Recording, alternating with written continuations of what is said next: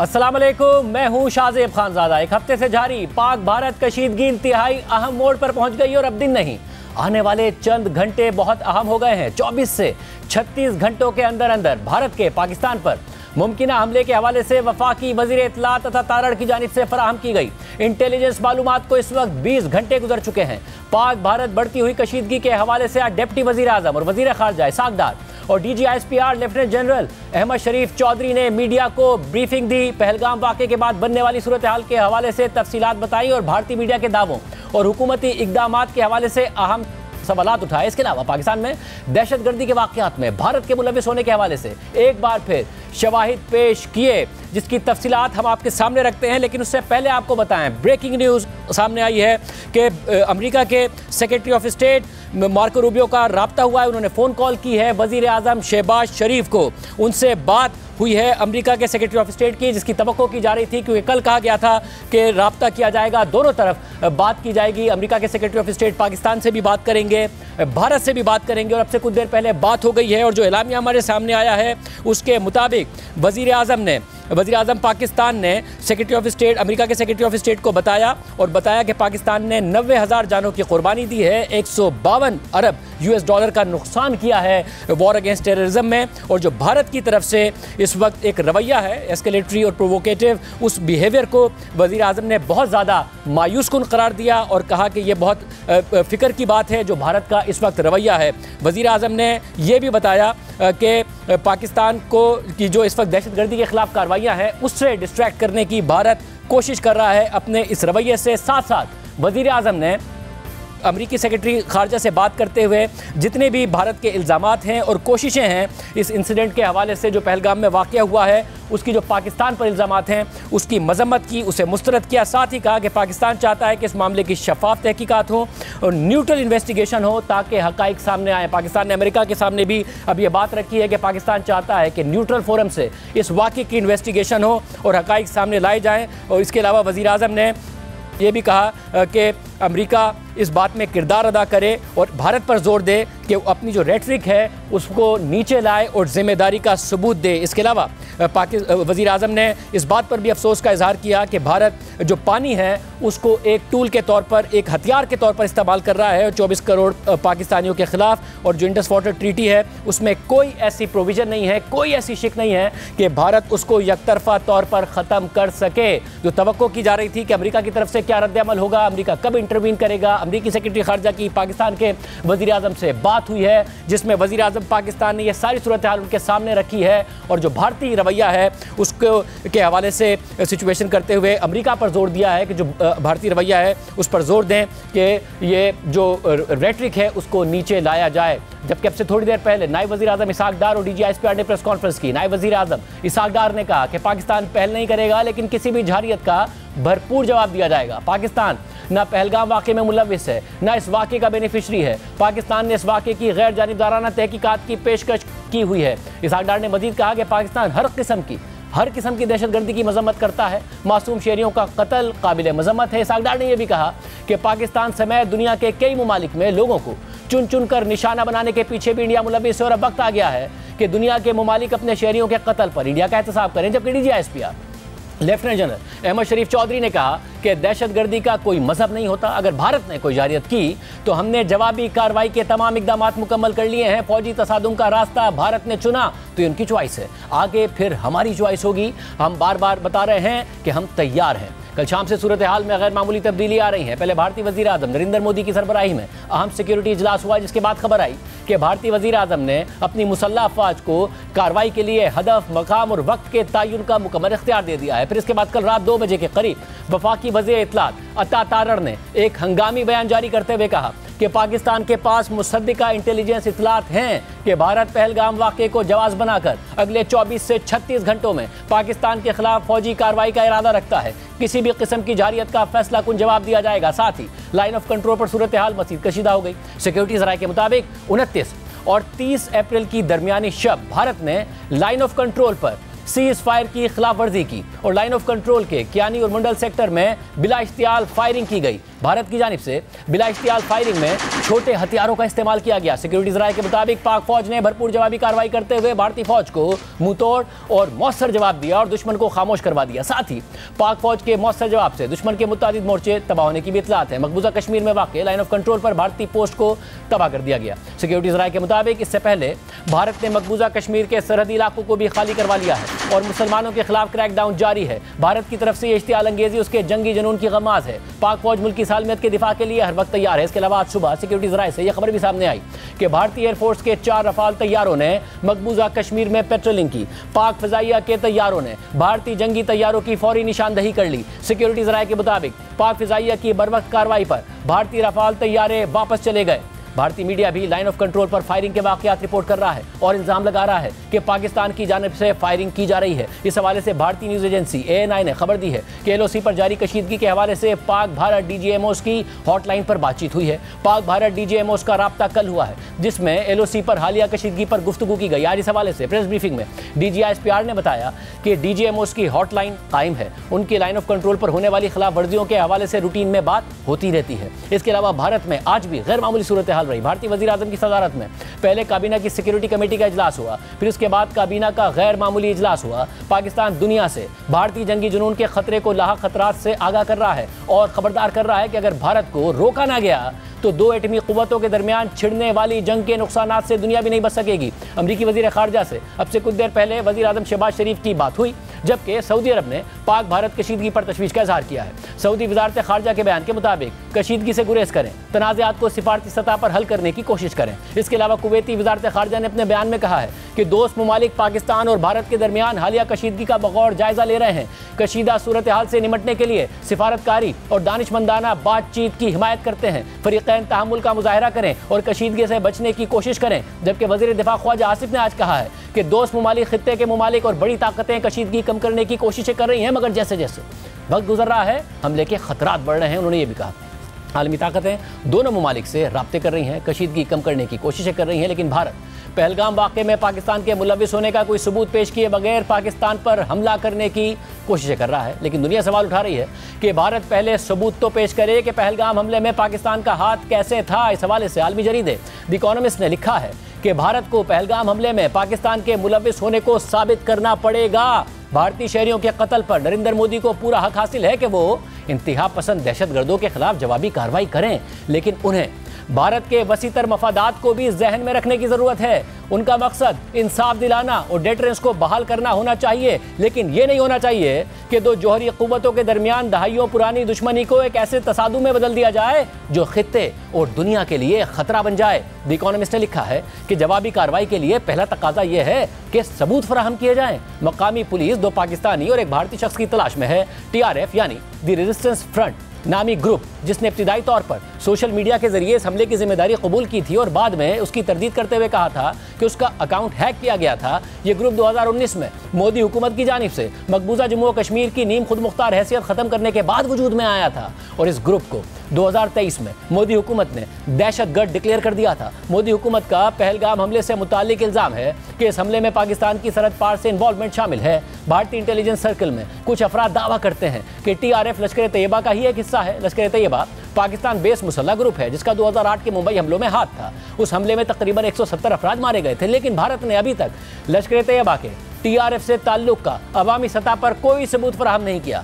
The economist के मुताबिक अगर भारत ये इरादा रखता भी है कि फौजी तसादुम महदूद रहे तो फिर भी ये बढ़ सकता है। पाकिस्तान ने पहले ही एक इंडियन ड्रोन मार गिराया है। पाकिस्तान के वजीर दिफा ने भारत की तरफ से फौरी मिलिट्री स्ट्राइक से खबरदार कर दिया है। 2019 में पाकिस्तानी हुदूद में भारतीय तैयारा मार गिराया गया था और उस मौके पर पाकिस्तान ने कुछ दिन बाद बगैर कोई नुकसान पहुंचाए उस पायलट को, उस तैयारे के पायलट को भारत वापस भेज दिया था। लेकिन इस दफा पाकिस्तान की हुकूमत शायद कम लचक दिखाएगी। द इकोनॉमिस्ट के मुताबिक इस सूरत हाल में जब तक भारत ये साबित नहीं कर देगा कि पहलगाम हमले के पीछे कौन था, उसे तहम्मुल से काम लेना चाहिए। दहशतगर्दों के खिलाफ टारगेटेड स्ट्राइक्स तो जायज़ हो सकती हैं, मगर पाकिस्तानी फौज के इस हमले में मुलव्विस होने के वाज़ेह सबूत के बगैर पाकिस्तानी मिलिट्री बेसिस पर हमले जायज नहीं होंगे। भारत के पास जंग के अलावा भी ऑप्शंस हैं। उसे पाकिस्तान को शर्मिंदा करने के लिए मुल्जिमान के शवाहिद शाया करने चाहिए। इसके अलावा पानी के मुआहदे की मुअत्तली जितनी संगीन लगती है, असल में उससे कम संगीन है, क्योंकि भारत फिलहाल बड़ी मिकदार में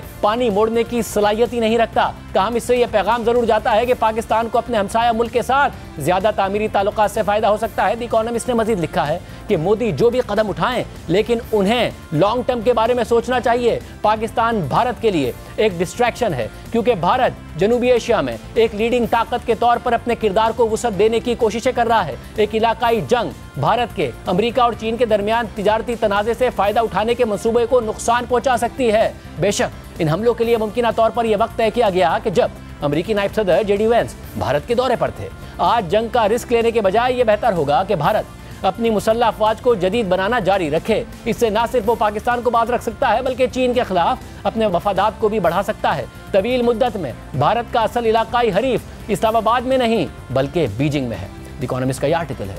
दुनिया पाकिस्तान के खिलाफ भारतीय इल्जामात के भारतीय हुकूमत से शवाहिद मांग रही है। बैनुल अक़वामी मीडिया मुतालबा कर रहा है, पाकिस्तान मुतालबा कर रहा है, लेकिन भारत शवाहिद देने के बजाय कशीदगी में बहुत ज़्यादा इजाफा कर चुका है। और पाकिस्तानी हुकूमत इंटेलिजेंस मालूमात की बुनियाद पर दावा कर रही है कि 24 से 36 घंटों में भारत पाकिस्तान के खिलाफ फौजी कार्रवाई कर सकता है। यह अहम इंटेलिजेंस मालूमात कल रात गए वफाकी वज़ीर इत्तलात अता तारर ने शेयर की थी। इस हवाले से बात करेंगे खुद वफाकी वज़ीर इत्तलात अता तारर साहब हमारे साथ। मुझे तारर साहब बहुत शुक्रिया मुझे ज्वाइन करने के लिए।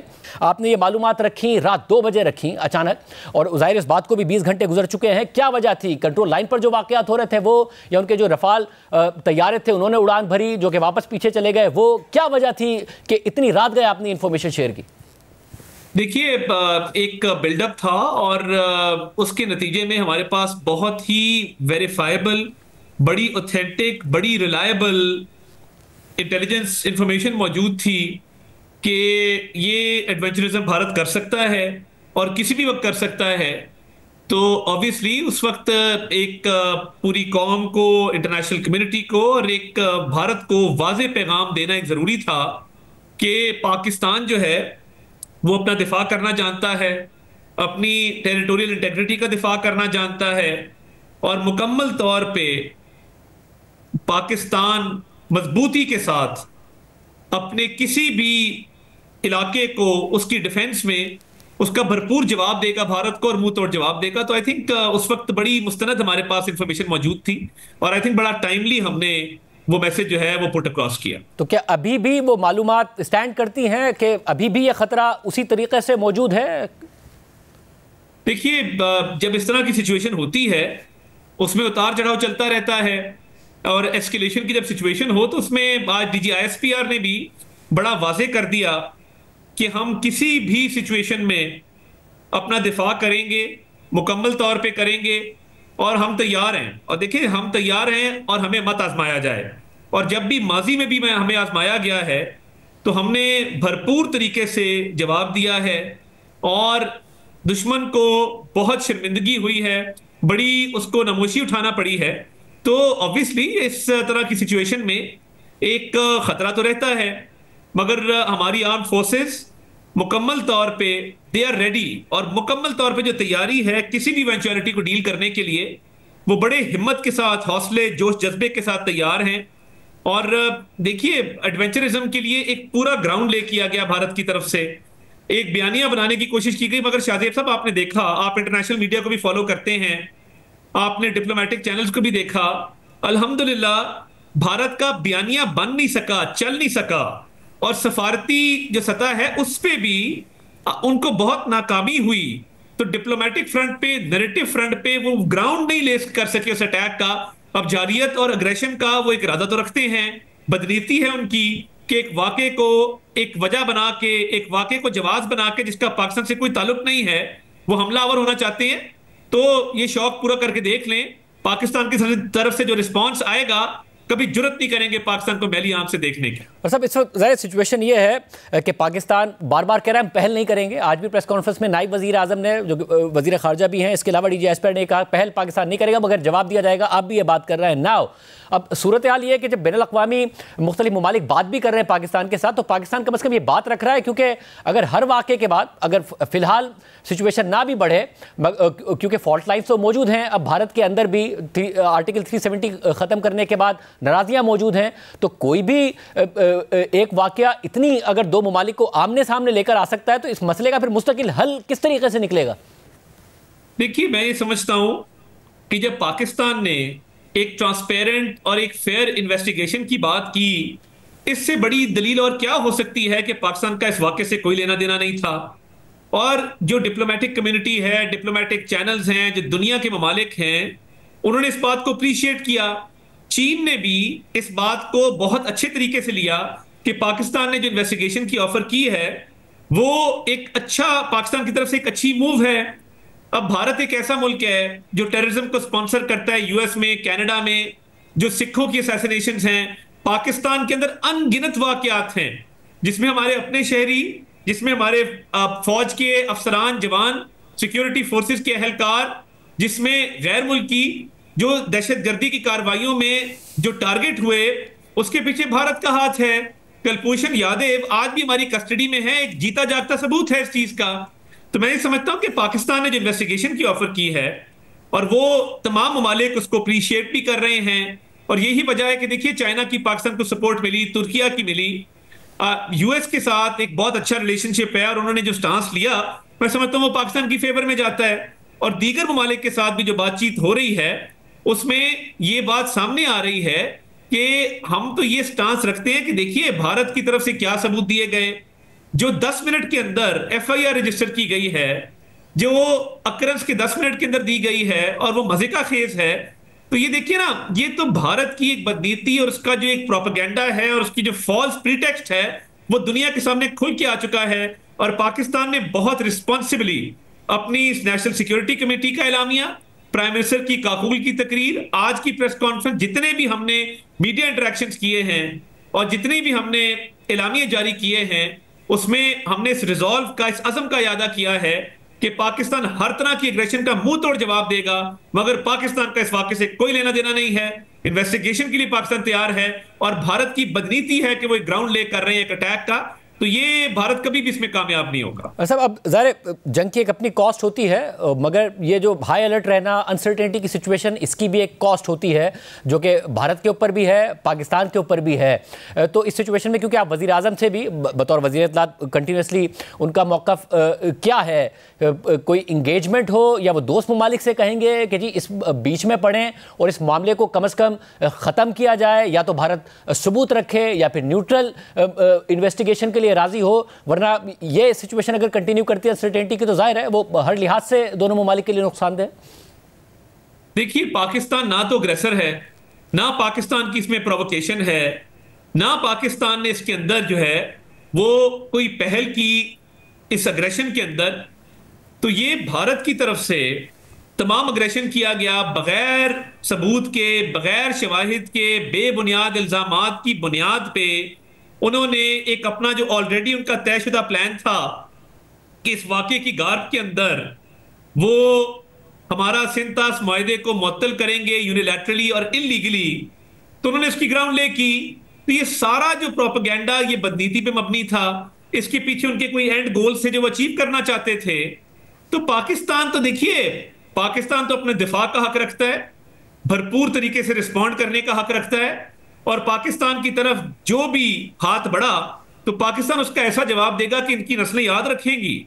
और पाकिस्तान ने हमेशा, देखिए, हमेशा अपना दिफा किया है, हमेशा भरपूर तरीके से रिस्पॉन्ड किया है, कभी पहल नहीं की। वेरी रिस्पॉन्सिबल स्टेट, हम हमेशा अमन चाहते हैं और अमन के लिए हमने बड़ी कुर्बानियां दी हैं। दहशतगर्दी की जंग में हमारे वेस्टर्न रीजन में, वेस्टर्न बॉर्डर पे हम इंगेज्ड हैं। तो ये जो हमारी अमन की ख्वाहिश है, इसको कमजोरी कतई ना समझा जाए। भारत किसी भूल में ना रहे। Make no mistake, let there be no doubt कि पाकिस्तान की तरफ बढ़ते हुए हाथों को मुकम्मल तौर पे हम निमटना जानते हैं और भरपूर मुंह तोड़ जवाब देना जानते हैं। और जब हमने कह दिया कि हम एक फेयर और इम्पार्शियल इन्वेस्टिगेशन जो है उसके लिए तैयार हैं, तो फिर अब भारत जो है वो शर्मिंदगी की वजह से, खिफत मिटाने की वजह से कभी पाकिस्तान के मीडिया को बैन करता है। पाकिस्तान के मीडिया को और एंकर्स को और चैनल्स को वहां पे यूट्यूब पे बैन करने का मकसद ही ये है कि वहां सच ना सुनाई दे लोगों को। वॉइसेस ऑफ डाइसेंट उठ रही हैं मोदी के खिलाफ, उनकी ऑपोजिशन, उनके एंकर्स, उनकी इंटेलिजेंसिया, उनका एकेडमिया, उनके एक्स सर्विसमैन तमाम ये सवाल कर रहे हैं कि मोदी की नीयत साफ नहीं है और उसने ये इंडिविजुअलिज्म करना है और ये ग्राउंड ले कर रहा है, मगर इस ग्राउंड ले करने में नैरेटिव और डिप्लोमेटिक वॉर मोदी हार चुका, जो कि वो जंग शुरू होने से पहले ही उसकी शिकस्त की दलील है। बहुत शुक्रिया। वज़ीर इत्तलात अज़हर तारड़ साहब हमारे साथ मौजूद थे। जंग ज़ाहिर है दोनों ममालिक को नुकसान पहुँचाएगी। पाकिस्तान कह रहा है वो पहल नहीं करेगा मगर रिस्पॉन्ड करेगा, तो एक ऐसी सूरत है जिस पर पाकिस्तान खदशे का भी इज़हार कर रहा है और ख़ुद जो भारतीय मीडिया है वो भी कह रहा है कि हमला होगा। तो कहाँ दोनों ममालिक खड़े हैं अगर कंपैरिजन किया जाए, मवाजना किया जाए कन्वेंशनल वॉरफेयर का भी, चाहे वो एयर पावर हो, दीगर अवामिल हो, कहाँ दोनों ममालिक खड़े हैं, इस पर तफसीलात आपके सामने रखेंगे एक ब्रेक के बाद।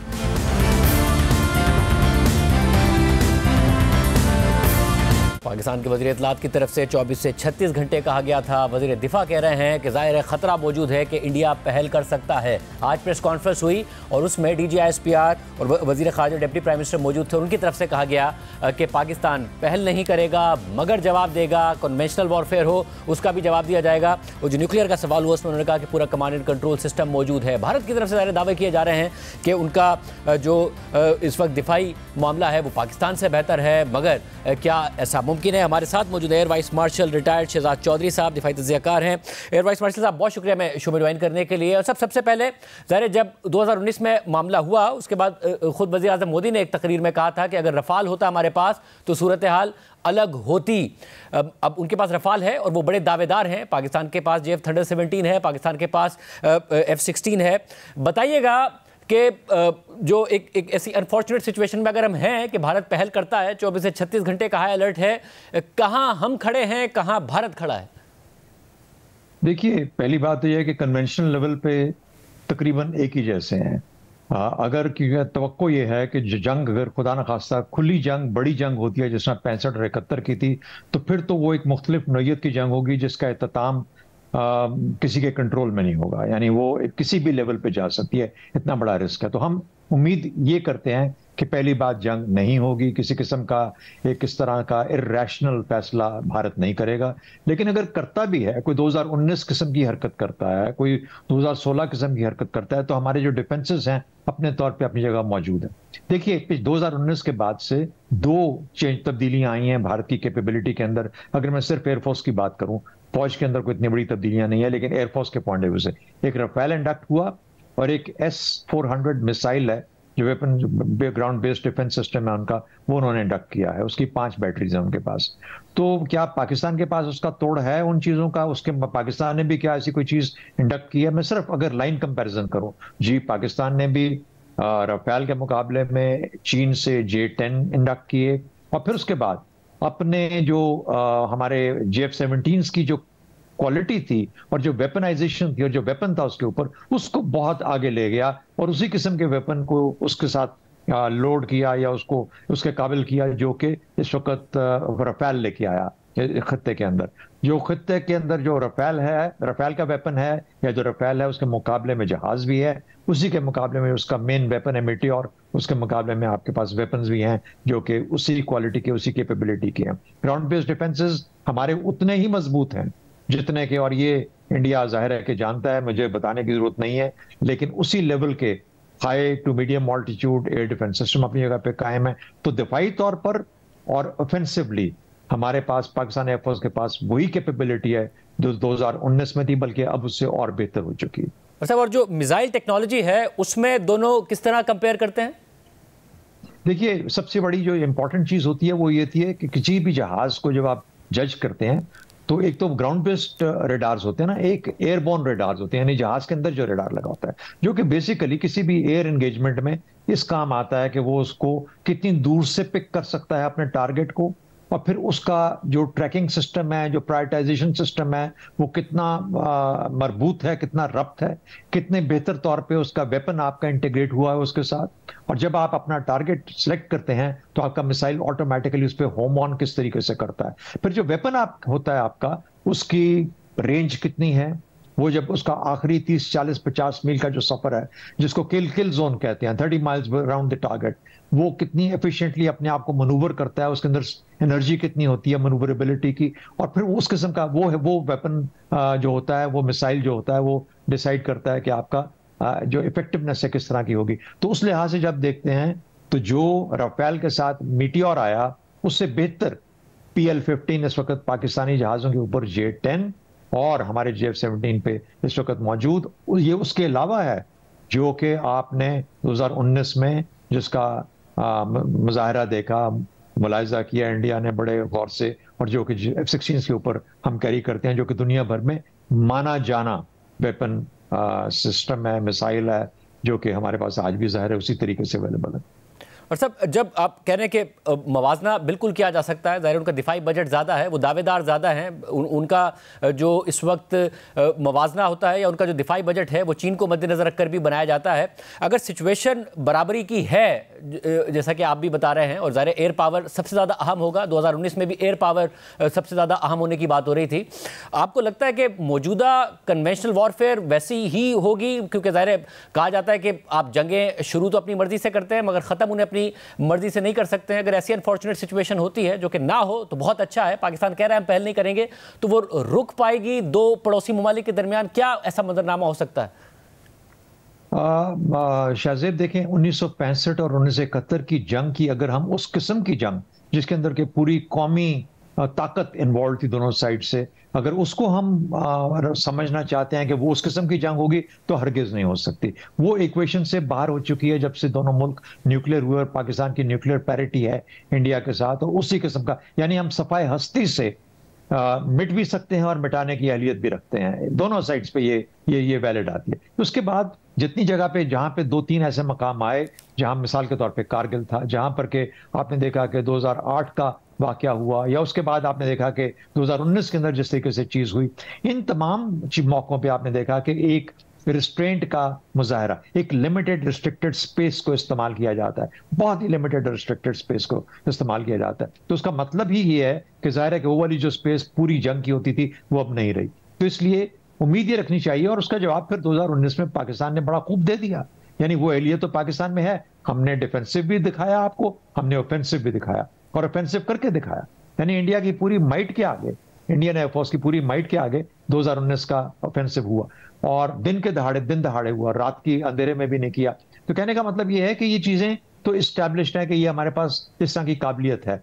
अब उसको इस्तेमाल जब किया जाता है तो किस तरीके से, किस जगह पे, किस टारगेट के खिलाफ, ये फिर डिटरमिन करता है कि उससे एस्केलेशन ज्यादा होगी या उसको कंटेन किया जाएगा एस्केलेशन डायनामिक्स को, ताकि बहुत ज्यादा बढ़ावा ना हो सके। जैसा 2019 की हम बात करते हैं कि वहां पे मुमकिन था कि दो जो जहाज क्लेम किए जाते हैं, एक तो अभिनंदन का जहाज गिरा हमारे यहाँ, हमारा ख्याल है कि दूसरा जहाज अगर गिरा नहीं इंडिया में तो डैमेज जरूर हुआ। तो अगर हमें उससे भी बढ़ के अगर हम 5-7 जहाज गिराना चाहते तो हम गिरा सकते थे, लेकिन एस्केलेशन चूंकि उसका मकसद नहीं था, इसलिए उसको वहीं पे रोक लिया गया और कहा गया कि ठीक है, दैट इज इनफ, ये पैगाम पहुंच जाना काफी है कि। और उसके बाद फिर जिस किस्म के टारगेटिंग की गई, जो कि एयर से की, उनके हमने मेन टारगेट्स की, उसके अंदर 2-3 उनके ऐसे मकाम थे जहां बॉम्बिंग हुई, लेकिन आखिरी मौके पे हमने अपने जो टारगेटिंग पॉइंट था उसको उनसे 1500 फुट 2000 फुट, ताकि वो उस किस्म का बढ़ावा ना हो कि हम पाकिस्तान का पूरा खिता, इंडिया का पूरा खिता, हम साउथ एशिया एक जंग के अंदर घिर जाए और फिर उसका कोई रोक ना हो पाए। शुरू तो आप कर लेते हैं, लेकिन ये जो कंट्रोल होता है, रोकना अपने आप को, ये भी उतना ही अहम होता है कि पता हो कि हम किस स्लिपरी स्लोप पे हैं और रिस्क कितना हम लेना चाहते हैं, कितना ले रहे हैं। वैसे मगर 2019 में ज़ाहिर एक ऐसी सूरत हाल हुई जहां पर इंडिया जो टारगेट कर रहा था उसमें उन्हें नाकामी हुई, उनका जहाज़ बाहर गिराया गया, पायलट हमारे पास आया, हमने खैर सगाली का मुजाहरा किया, मगर कोई अनफॉर्चुनेट सूरत हाल भी हो सकती थी जिसमें पाकिस्तान जवाब देने के लिए मजबूर होता। और ज़ाहिर इंडिया में जो नैरेटिव बन गया है उसके बाद वो भी, तो ऐसी सूरत में एक जो हो गया जिसकी वजह से एक जंगी माहौल बनते बनते रह गया, आपके ख्याल में अगर वो ना होता तो उस वक्त भी इसका इम्कान था कि ऑल आउट वॉर की तरफ चले जाते, और आज भी इस बात का इम्कान है?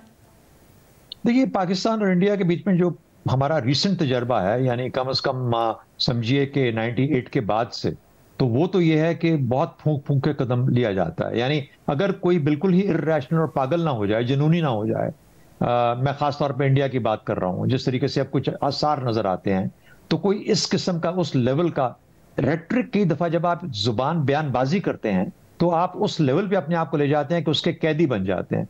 तो जब आप उसके कैदी बन जाते हैं तो अब आपको अपनी आवाम को साबित करना है कि किसी ना किसी तरीके से मैंने कुछ किया है।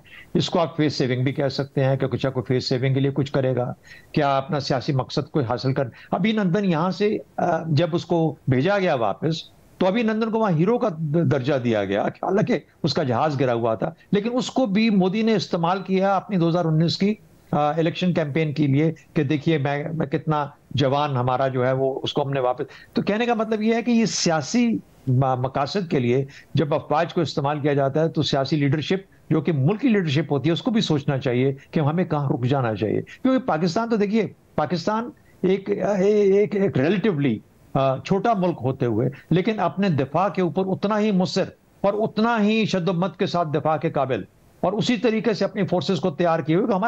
हमारी तो तैयारी ही इंडिया के लिए है, हमारी तो अफवाज का मकसद ही, हयात ही इंडिया के लिए है। तो अगर इस किस्म की चीज पे आप हमें इम्तिहान में डालेंगे तो हर पाकिस्तानी तो हर किस्म का कदम उठाने के लिए तैयार है। हमें पता है हमारे पास क्या कुछ है और जब जरूरत होगी हम उसको इस्तेमाल करेंगे, हमें कोई हाथ रोकेगा नहीं उस चीज से। तो मेरा ख्याल है कि ये इसकी जिम्मेदारी इंडिया पे जाती है कि वो कहां पे कितना रिस्क लेना चाहता है, कहां पे रुकना चाहता है। और अगर तो जिस तरह 2016 की सर्जिकल स्ट्राइक थी जहां सुबह उठ के बताया कि हम रात को गए थे और कुछ आपके लॉन्चिंग पैड्स को हमने वहां पे जाके सलामी दी है, लेकिन उसके बाद तो ना जमीन पे कोई असर है, ना कि नजर आता है, ना कुछ। तो कहने का मतलब है कि आप अपने लोगों को झूठ के साथ सेटिस्फाई तो कर सकते हैं, सियासी फायदा तो ले सकते हैं, लेकिन दर हकीकत आपने शायद एक और कदम भी उठाया कि आपने कोई ऐसा कदम नहीं उठाया जिससे कि पाकिस्तान और अपने मुल्क को खतरात में और अपने आवाम को खतरात में दो-चार करते। बहुत शुक्रिया माशा साहब की गुफ्तगू आपने सुनी। प्रोग्राम में एक ब्रेक शामिल करते हैं। भारत में मकबूजा कश्मीर में मुसलमानों के साथ जो हो रहा है उस पर बैनुल-अक़वामी मीडिया भी आवाज़ उठा रहा है। क्या कुछ हो रहा है खुद उनकी ज़बानी भी आपको सुनाएंगे एक ब्रेक के बाद। मकबूजा कश्मीर में पहलगाम वाक़े के बाद भारत में मुसलमान दुश्मनी के वाक़यात मज़ीद बढ़ गए हैं। ख़ासतौर पर मकबूजा कश्मीर में मुसलमानों के साथ ज़्यादतियों में इजाफा हो गया है, जिसे बैनुल-अक़वामी मीडिया भी रिपोर्ट कर रहा है। आज अमरीकी अखबार न्यूयॉर्क टाइम्स ने लिखा है कि भारत में मुसलमानों को निशाना बनाने के लिए वसी पैमाने पर नज़रबंदियों और अमलाक की मसमारी ने खदशात को जन्म दिया है कि दाएं बाजू के हिंदू कौम परस्त मकबूजा कश्मीर में गुज़िश्ता हफ्ते होने वाले दहशतगर्दाना हमले का फ़ायदा उठाकर मुल्क के सबसे बड़े अक़लियती गिरोह के खिलाफ ज़्यादतियों में मज़ीद इजाफा कर रहे हैं। भारतीय हुक्काम और दाएं बाजू के हिंदू ग्रुपों ने मुसलमानों को हिरासा करने का सिलसिला तेज़ कर दिया है, जिसकी तैयारी उन्होंने गैर कानूनी मुहाजिरीन के खिलाफ मुहिम के नाम पर की है। मोदी की भारतीय जनता पार्टी के ज़ेर इंतज़ाम कई रियासतों में मकामी हुक्काम ने इस मौके को गैर कानूनी बांग्लादेशी और म्यांमार से फरार होकर आने वाले रोहिंग्या मुस्लिम अक़लियत की पकड़ धकड़ के लिए इस्तेमाल किया है। पाकिस्तान का लेबल अक्सर हिंदुस्तान के दूसरे हिस्सों से आने वाले मुसलमान तारिकीन वतन को निशाना बनाने के लिए इस्तेमाल किया जाता है। 2 रियासतों उत्तर प्रदेश और कर्नाटका में मुसलमानों के कत्ल की इतलात मिली हैं। मीडिया रिपोर्ट्स के मुताबिक ये नफरत अंगेज जराइम थे। मकबूजा कश्मीर के अंदर सिक्योरिटी फोर्सेज ने सैकड़ों अफराद को गिरफ्तार किया है और उनके घरों को धमाके से उड़ा दिया है, जिन पर दहशतगर्दी से वाबस्तगी का इल्जाम है। छापों और गिरफ्तारियों का सिलसिला, जिसमें एक एहलकार के मुताबिक 2000 अफराद की हिरासत शामिल है, उन इज्तिमाई सजाओं से मुशाबहत रखती है जो हुक्काम ने पहले मकबूजा कश्मीर में सिक्योरिटी फोर्सेज पर हमलों के बाद शहरियों को दी थी। दूसरी रियासतों में भी कश्मीरियों ने हिरासानी और तशद्दुद की इतला दी है। दाएं बाजू के ग्रुपों ने खुद इस तरह की वीडियोस बनाई हैं जिसमें वो कश्मीरी सेल्समैन पर हमले कर रहे हैं और कश्मीरियों के वापस न जाने की सूरत में तशद्दुद की धमकियां देते हुए देखे जा सकते हैं। ह्यूमन राइट्स वॉच एशिया की डिप्टी डायरेक्टर मीनाक्षी गंगुली ने कहा है कि पहलगाम में हमला खौफनाक था, लेकिन इसे इंतकामी कार्रवाइयों और अक़लियतों पर हमलों में मुलविस होने का बहाना नहीं बनना चाहिए, जिसमें मनमानी गिरफ्तारियां या मुख्तसर सजाएं भी शामिल हैं। इंतहाई कौम परस्त ब्रॉडकास्ट नेटवर्क्स और सोशल मीडिया सार्फिन नफरत को हवा दे रहे हैं, जिसके नतीजे में पुरतशद्दुद कार्रवाइयां हुई हैं। पहलगाम वाक़े के बाद फौरी रद्द-ए-अमल में कश्मीरियों को निशाना बनाया गया और ये रद्द-ए-अमल जल्द ही वसीतर मुस्लिम मुखालिफ जज्बात में बदल गया। तज्ज़ियाकारों का कहना है कि मुसलमानों के खिलाफ दुश्मनी को मजीद बढ़ाया गया है, जिसे नरेंद्र मोदी की पार्टी ने तवील अरसे से हिंदुस्तान की हिंदू अक्सरियत को मुत्तहिद करने के लिए इस्तेमाल किया है। हमले के बाद हिंदुस्तान के शहरों में ज़ेरे तालीम कश्मीरी तलबा ने हिरासा किए जाने और धमकियों की इतलात दी हैं। उत्तर प्रदेश में 23 अप्रैल को एक रेस्टोरेंट के मुसलमान मुलाजिम को गोली मारकर हलाक और एक को जख्मी कर दिया गया। कर्नाटका में एक और मुसलमान को पाकिस्तान के हक में नारे लगाने पर मार दिया गया। सबसे बड़ी कार्रवाई गुजरात में हुई है, जहां पीर को रियासत के पुलिस चीफ ने कहा कि उनके अफसरान ने 6,500 मुश्तबा बांग्लादेशी शहरियों को गिरफ्तार कर लिया है।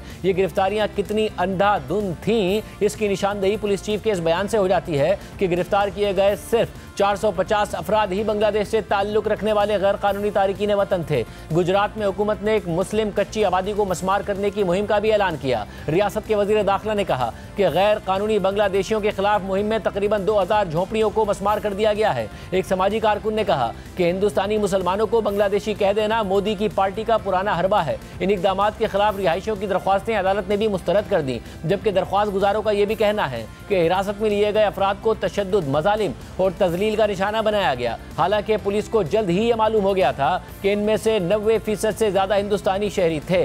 इससे पहले 25 अप्रैल को बरतानवी खबर रसाई इदारे रॉयटर्स ने कहा था कि जुमे को भारतीय पुलिस और फौज ने हमलावरों की तलाश में मकबूजा कश्मीर में जंगलों और घरों की तलाशी ली, जबकि आज सुबह 2 मुश्तबा हमलावरों के घर गिरा दिए गए। रॉयटर्स के मुताबिक मोदी की हिंदू कौम परस्त बीजेपी की कई रियासतों में कायम हुकूमतों ने जराइम में मुलविस करार देकर कई अफराद के मकान या दुकानें मस्मार कर दी हैं और उनमें से अक्सर मुसलमान हैं। इसके अलावा भारतीय हुकूमत भारत से और मकबूजा कश्मीर से मुतअद्दिद अफराद को पाकिस्तानी करार देकर बेदखल कर रही है, जिनमें से बेशतर कई दहाइयों से वहाँ मुकीम थे। खुद भारतीय मीडिया ने ऐसे अफराद, खासतौर पर खवातीन का मौक़िफ़ नशर किया है जो शादी होकर वहाँ गई, बरसों से वहाँ रह रही थी और उन्हें बेदखल किया जा रहा है। पाकिस्तान में सियालकोट से हूँ। मेरी 2010 में शादी हुई थी। 15 साल हो चुके हैं मेरी शादी को और मैं यहाँ जम्मू सात मल्लाम की रहने वाली हूँ। मैं नहीं जाना चाहती, अपना घर छोड़ के कोई नहीं जाना चाहता। मैं क्यों अपना घर छोड़ के जाऊँगी, अपने बच्चे क्यों छोड़ के जाऊँगी। मैं यहाँ पे सैर करने के लिए नहीं आई थी। मैंने फैमिली बनाई है, यहाँ पे मैंने घर बनाया है। मुझे जबरदस्ती भेजा जा रहा है, मैं नहीं जाना चाहती। यहाँ पे कौन कौन है आपके? मेरे 2 बेटे हैं, मेरा शौहर है। जो पहलगाम में लोग मारे गए उनके लिए कुछ कहेंगे? मैंने मारे हैं। नहीं, चलो इन्होंने मारे हैं, हमें दुख है ना, तो उनको सजा दें। हमें किस चीज की सजा मिल रही है? छोटे छोटे बच्चों को किस चीज की सजा मिल रही है? मैं तो जाऊंगी नहीं, मैं तो यहीं रहूंगी सर। मैं नहीं जाना चाहती। मेरा कोई वहाँ पे है नहीं। मेरी 89 में मेरे मदर फादर की डेथ हो गई थी। वहाँ पे मेरा कोई भी नहीं है। मैं किसके पास जाऊँ, मुझे बता दीजिए। शादी कब हुई थी? 89 में ही मेरी शादी हुई थी। सर मैंने इंडियन नेशनलिटी के लिए अप्लाई किया हुआ। ये देखिए, ये कागज देखिए, इसमें क्लियरली लिखा हुआ है कि ये नेशनलिटी का। तो आपकी वाइफ का घर है पाकिस्तान में? अब कुछ नहीं है। मेरी यहाँ शादी हुई है आज से 6 साल पहले। मैं 3 साल से यहाँ पे रह रही हूँ। मेरे 2 बच्चे हैं यहाँ पर। कहाँ हुई शादी आपकी? मेरी बारामूला में शादी हुई। बारामूला में 40 साल से यहाँ हूँ और मुझे सिटीजनशिप दी नहीं इन्होंने। इसमें मेरा कसूर है। मेरी फैमिली है मुजफ्फराबाद में है। मेरी फैमिली भाई बहन है, फादर मदर की डेथ हो गई है। मेरे बाप दादा यहीं के हैं। मेरा वोटर आईडी यहाँ का है। मेरा 10th भी यहीं से हुआ, मेरा 12th भी यहीं से हुआ है और अभी करंटली मैं अपना बैचलर्स परस्यू कर रहा हूँ। मेरे जून में फाइनल एग्जाम से तो मेरा ग्रेजुएशन हो जाता है। भारत में मुसलमानों के खिलाफ ज्यादतियों के हवाले से मीडिया रिपोर्ट्स के बावजूद पूरे भारत में, खासतौर पर मकबूजा कश्मीर में, मुसलमानों के खिलाफ जुल्म और सितम का सिलसिला जारी है। उनके घर गिराए जा रहे हैं और गिरफ्तारियां की जा रही हैं। आज के प्रोग्राम में इतना ही। इजाज़त दीजिए। अल्लाह हाफ़िज़।